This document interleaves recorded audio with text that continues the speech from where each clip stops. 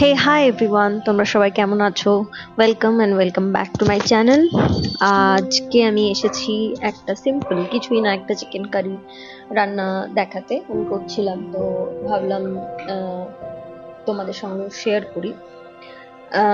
Currently আমি এখন আছি ইন্দোরে, মধ্যপ্রদেশে, যেখানে আমরা যে জায়গাটায় আছি সেখানে মেজরলি বেশিরভাগ মানুষই ভেজিটেরিয়ান। তো সেখানে ননভেজ আইটেমস মানে চিকেন, ফিশ আর আলাদা বিভিন্ন জিনিস পাওয়া একটু একটু দুষ্কর, একটু দূরে যেতে হয়, নিয়ে আসতে হয়। তো দু তিনবার আমরা গিয়ে নিয়ে এসেছি বাজার থেকে, দেন আলটিমেটলি আমরা এটা সেদিন ব্লিঙ্কিট থেকে আনিয়েছিলাম, এটা দোল পূর্ণিমার দিন ব্লিঙ্কিট থেকে আনিয়েছিলাম। তো আনিয়ে মাংসটা একটু ধুয়ে নিয়ে ফার্স্টে আমি ম্যারিনেট করছিলাম। নর্মাল যে মশলাগুলো পাওয়া যায়, জিরে গুঁড়ো, ধনে গুঁড়ো, একটু সামান্য গরম মশলা গুঁড়ো, নুন আর টক দই দিচ্ছিলাম।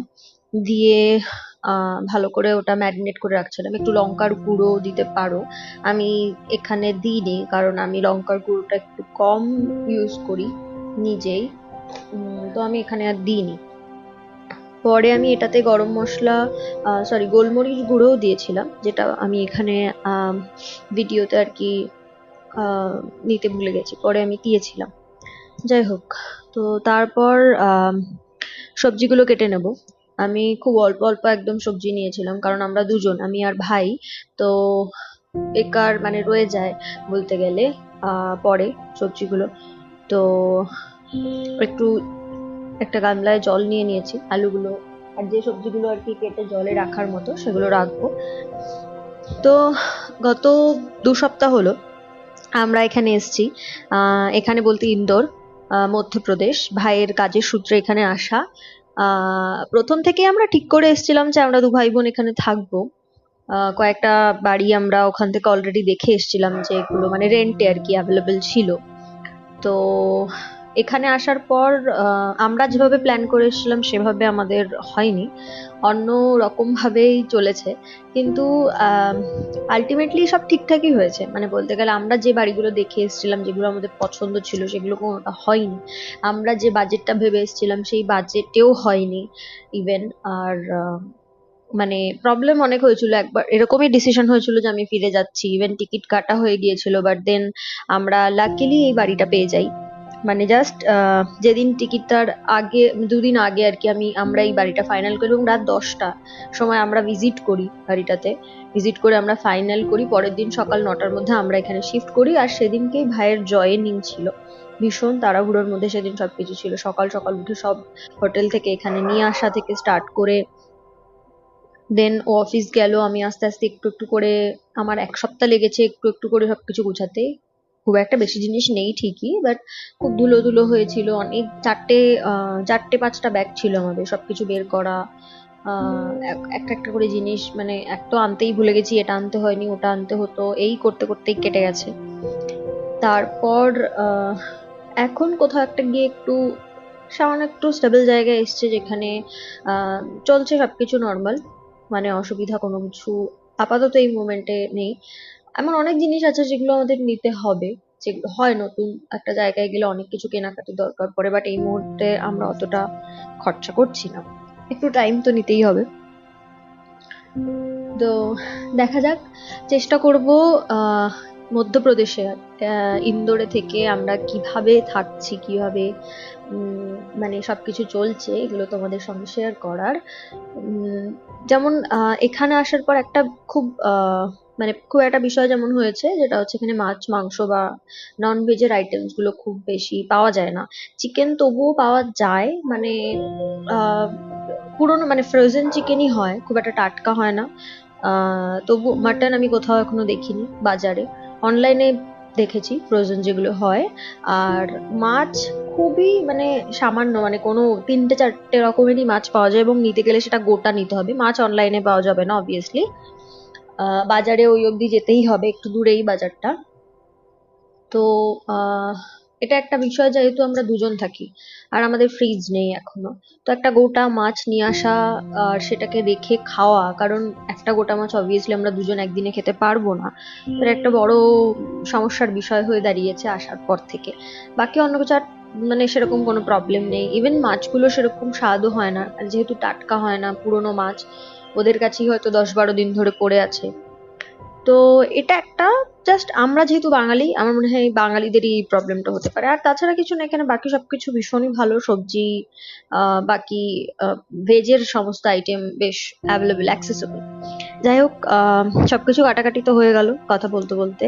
আর আমি বসিয়ে দিয়েছি কড়াইটা, একটু ঘি দিয়েছি তেলের সঙ্গে, কারণ আমার নিজের ভালো লাগে একটু ঘির গন্ধটা, আমার সামান্য আম, ভালো লাগে। তো এরপর আমি ফোড়ন দিয়ে দেবো। আর আমি গোটা গরম মশলা, সাথে আমি একটু জিরে ফোড়ন দিই, আমার গন্ধটা ভালো। রান্না যে মানে আমি খুব একটা দারুণ কিছু পারি সেরকম নয়, জাস্ট আমি ইউটিউব দেখে দেখেই মেজরলি শিখি বা করি। আর বাড়িতে যেটুকু একটু আধটু করতে দেখেছি মাকে, বাকি বাড়ির লোকজনদের, সেগুলো দেখে দেখেই শেখা। আর যেহেতু এখন এখানে আসার পরে আমি রান্না করি মেজরলি, ভাই যেদিন যেদিন বাড়ি থাকে সেদিন কিছু না কিছু বানায়, তো শিখে শিখে করে নি আর কি।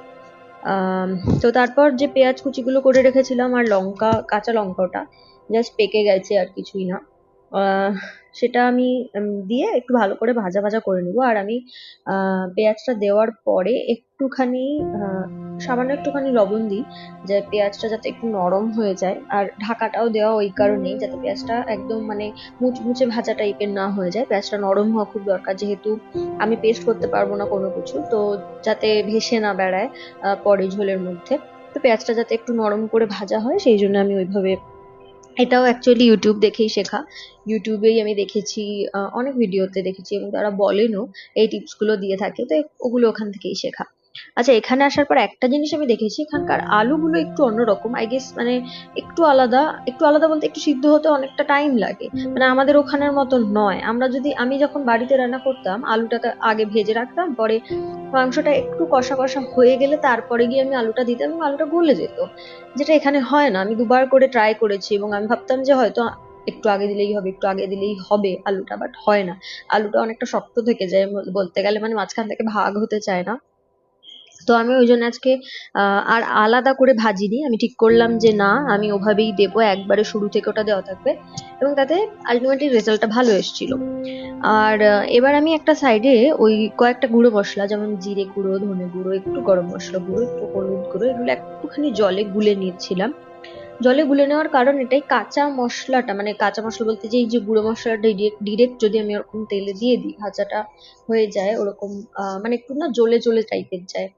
তো যেটা মানে আমি অ্যাভয়েড করি।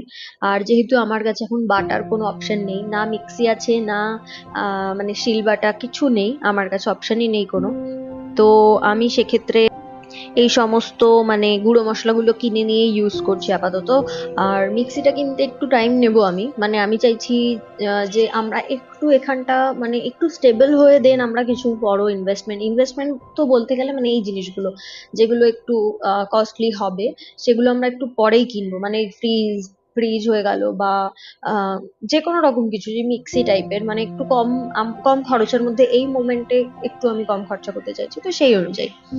যাই হোক, এবার ওখানে মশলাটা আমি গুলে নিয়ে আমি দিয়ে দিলাম, তো তাতে কি হবে, একটু মাখা মাখা হবে এবং মশলাটা জ্বলে যাবে না। আর এবার আমি একটু নাড়াচাড়া করে, এবার আমি এটাকেই এভাবে আস্তে আস্তে আস্তে আস্তে কষতে দেবো আর কি, ঢাকনা দিয়ে দিয়েই করব।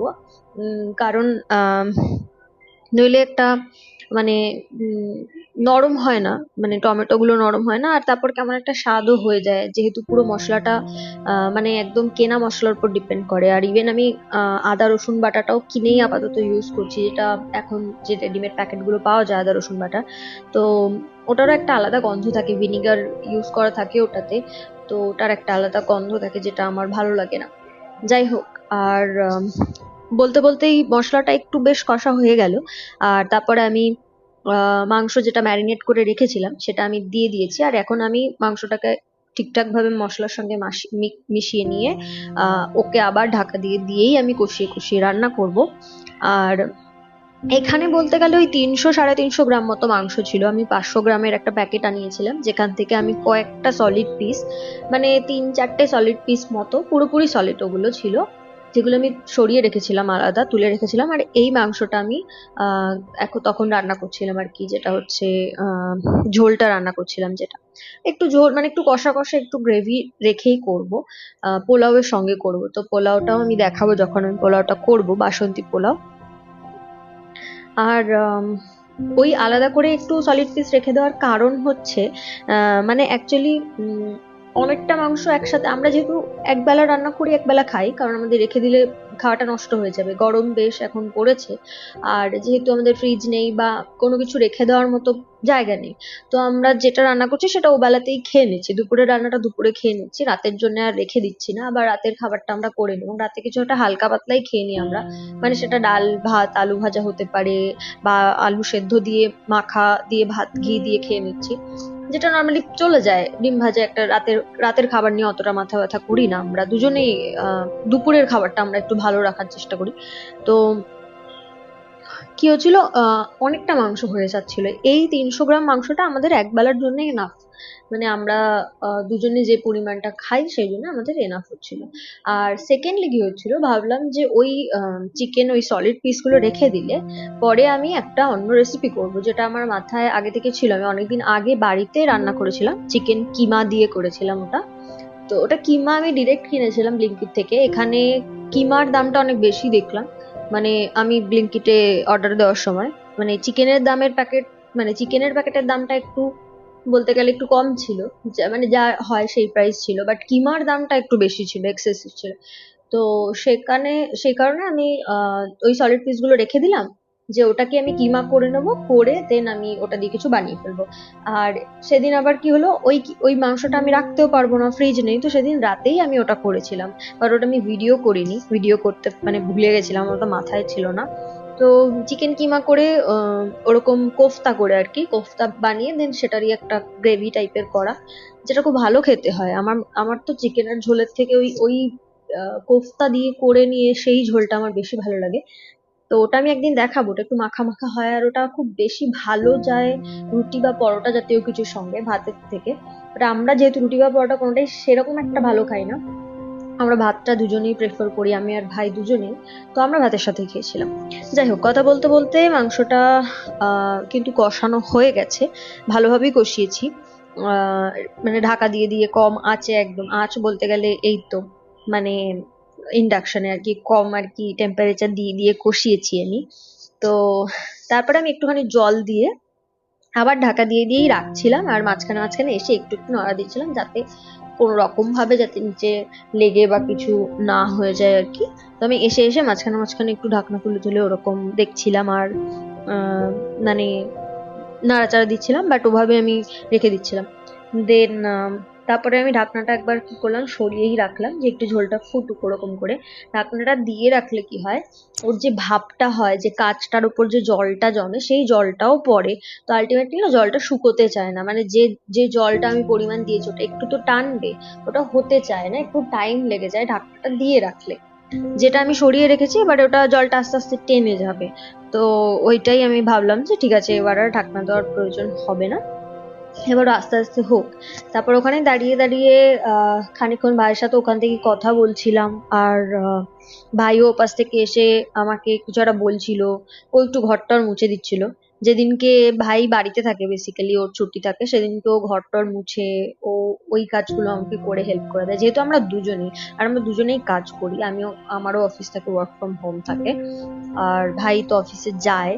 তো রোজ দিনই ও আমাকে অ্যাকচুয়ালি ঘর মুছে দিয়েই তো দেখো, কথা বলতে বলতে তো আমার মাংস রান্না প্রায় হয়েই গেছে। মানে যেটুকু আমার ঝোল ঝোল করার ছিল, মানে গ্রেভিটা আমার যেটুকু করার ছিল সেটুকু হয়ে গেছে।